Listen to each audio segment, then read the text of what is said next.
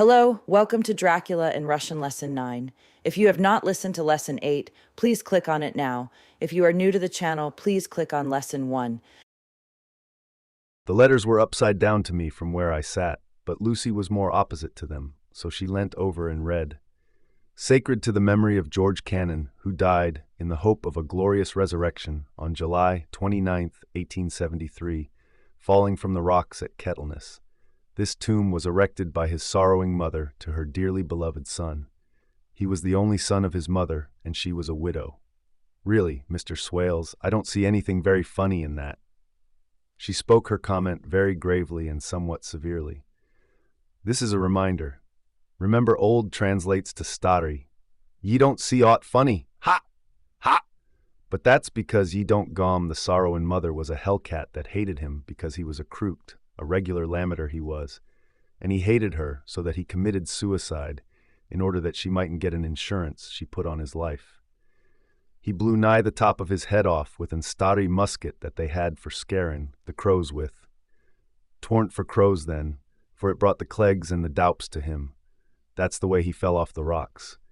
And as to hopes of a glorious resurrection, I've often heard him say maisel, that he hoped he'd go to hell, for his mother was so pious that she'd be sure to go to heaven, and he didn't want to addle where she was. Now isn't that Steen at any rate? He hammered it with his stick as he spoke. A pack of lies? And won't it deal at Gabriel Keckle when Geordie comes pantin' up the grease with the tombstone balanced on his hump, and asks it to be took as evidence? I did not know what to say, but Lucy turned the conversation as she said, rising up, "Oh, why did you tell us of this? It is my favorite seat, and I cannot leave it, and now I find I must go on sitting over the grave of a suicide. This is a reminder. Remember poor translates to bedney. That won't harm ye, my pretty. And it may deal at bedney Geordie gladsome to have so trim a lass sittin' on his lap. That won't hurt ye. Why, I've sat here off and on for nigh 20 years past, and it hasn't done me no harm. Don't ye fash about them as lies under ye, or that doesn't lie there either. It'll be time for you to be getting scart when you see the tombsteins all run away with, and the place as bare as a stubble field. There's the clock, and I must gang. My service to ye, ladies." And off he hobbled. This is a reminder. Remember maid translates to zdilil. Lucy and I sat a while, and it was all so beautiful before us that we took hands as we sat, and she told me all over again about Arthur and their coming marriage. That's zdilil me just a malinky heart sick, for I haven't heard from Jonathan for a whole month. This is a reminder. Remember old translates to stari. The same Dane, I came up here alone, for I am very sad. There was no letter for me.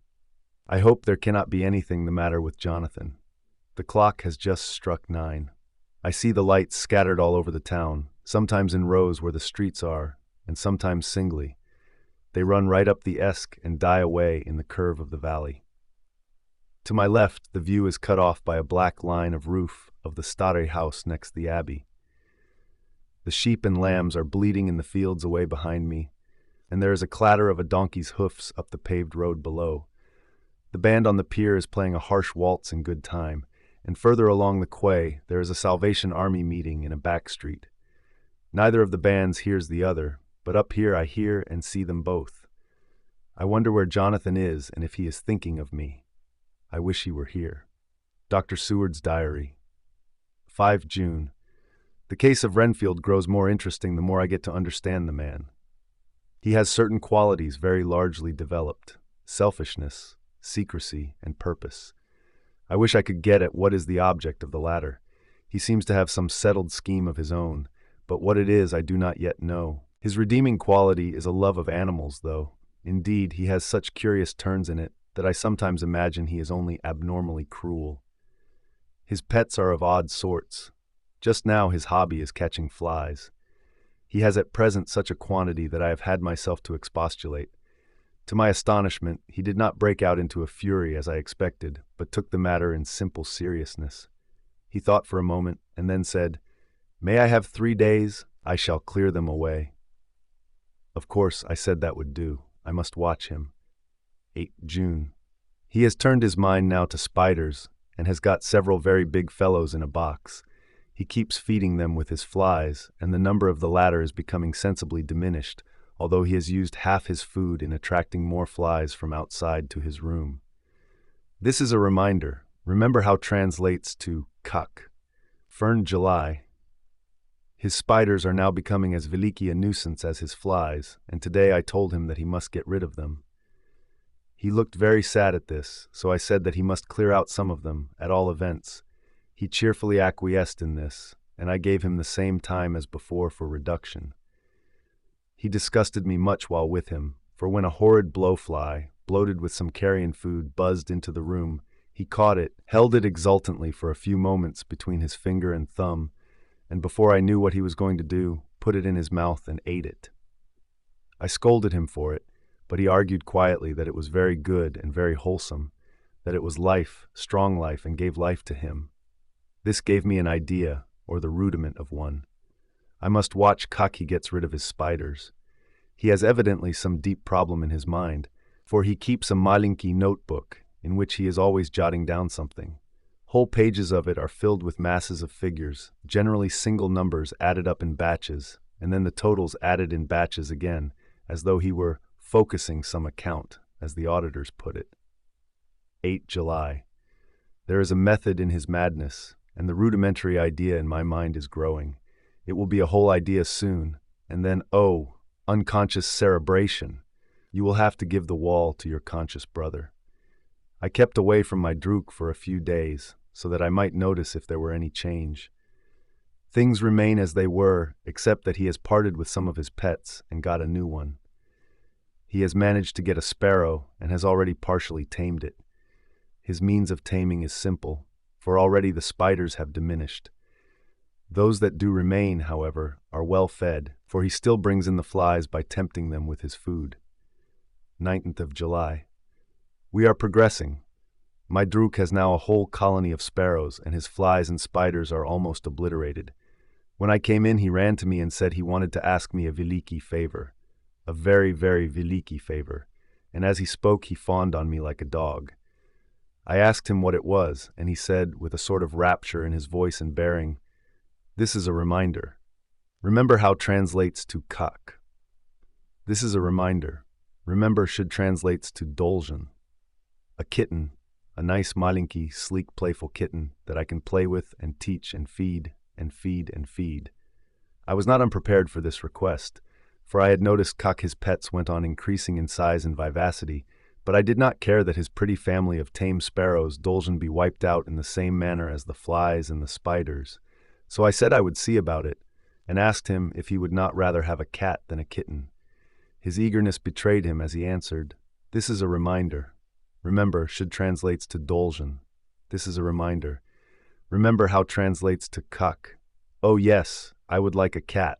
I only asked for a kitten lest you dolzhen refuse me a cat." No one would refuse me a kitten, would they? I shook my head and said that at present I feared it would not be possible, but that I would see about it. His face fell, and I could see a warning of danger in it, for there was a sudden fierce sidelong smatret, which meant killing. The man is an undeveloped homicidal maniac. I shall test him with his present craving and see как it will work out. Then I shall know more. I have visited him again and found him sitting in a corner brooding. When I came in, he threw himself on his knees before me and implored me to let him have a cat, that his salvation depended upon it. I was firm, however, and told him that he could not have it, whereupon he went without a word and sat down, gnawing his fingers in the corner where I had found him. I shall see him in the morning early. 20th July. Visited Renfield very early, before the attendant went his rounds. Found him up and humming a tune. He was spreading out his sugar, which he had saved, in the window, and was manifestly beginning his fly-catching again, and beginning it cheerfully and with a good grace. I looked around for his birds, and not seeing them, asked him where they were. He replied, without turning round, that they had all flown away. There were a few feathers about the room, and on his pillow a drop of blood. I said nothing, but went and told the keeper to report to me if there were anything odd about him during the day. The attendant has just been to me to say that Renfield has been very sick and has disgorged a whole lot of feathers.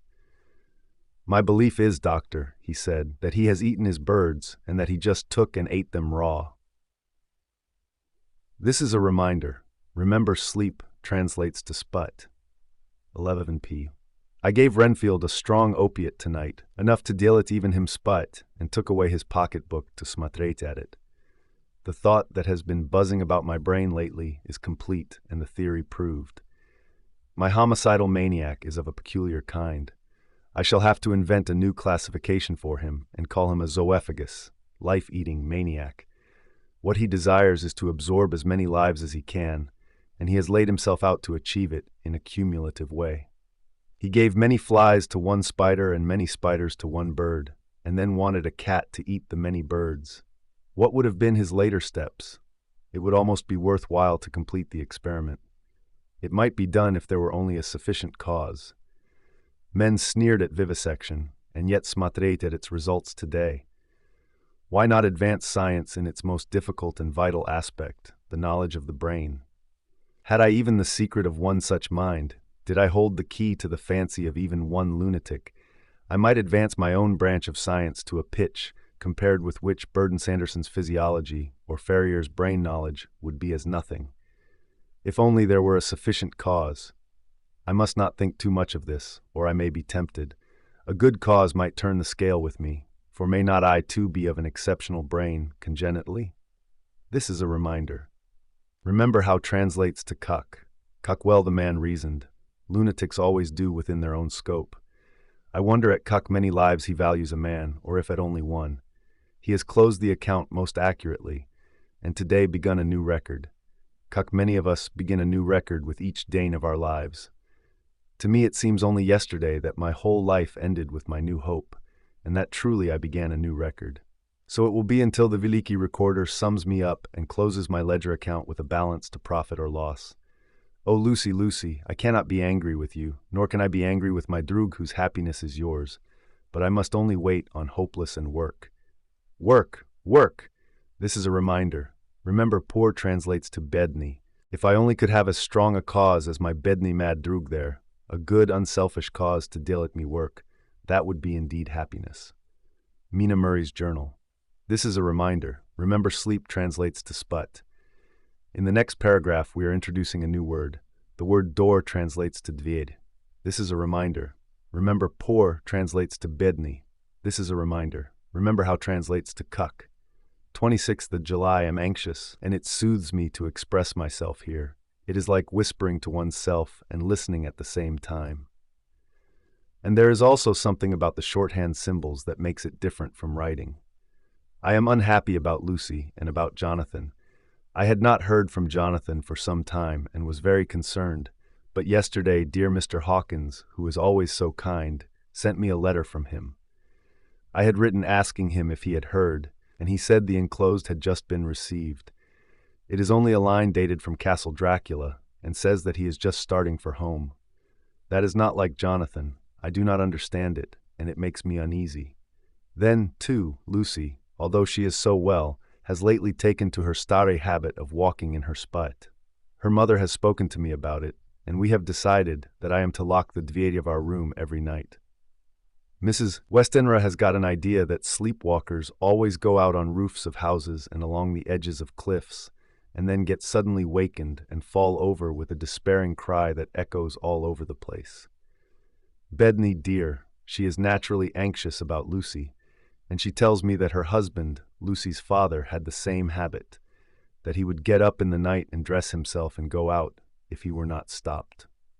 Lucy is to be married in the autumn, and she is already planning out her dresses and her house is to be arranged. I sympathize with her, for I do the same, only Jonathan and I will start in life in a very simple way and shall have to try to deal at both ends meet. Mr. Holmwood, he is the Hon Arthur Holmwood, only son of Lord Godalming, is coming up here very shortly, as soon as he can leave town, for his father is not very well, and I think dear Lucy is counting the moments till he comes. She wants to take him up to the seat on the churchyard cliff and show him the beauty of Whitby. I dare say it is the waiting which disturbs her. She will be all right when he arrives. This is a reminder. Remember should translates to Dolgen. 27th July. No news from Jonathan. I am getting quite uneasy about him, though why I Dolgen I do not know, but I do wish that he would write, if it were only a single line. Lucy walks more than ever, and each night I am awakened by her moving about the room. Fortunately, the weather is so hot that she cannot get cold, but still the anxiety and the perpetually being wakened is beginning to tell on me, and I am getting nervous and wakeful myself. Thank God, Lucy's health keeps up. Mr. Homewood has been suddenly called to Ring to see his father, who has been taken seriously ill. Lucy frets at the postponement of seeing him, but it does not touch her looks. She is a trifle stouter, and her cheeks are a lovely rose pink. She has lost that anemic smatrait which she had. I pray it will all last. This is a reminder. Remember, sleep translates to sput. This is a reminder. Remember, door translates to dvir. August, another week gone, and no news from Jonathan, not even to Mr. Hawkins, from whom I have heard. Oh, I do hope he is not ill. He surely would have written. I smatrait at that last letter of his, but somehow it does not satisfy me. It does not read like him, and yet it is his writing. There is no mistake of that.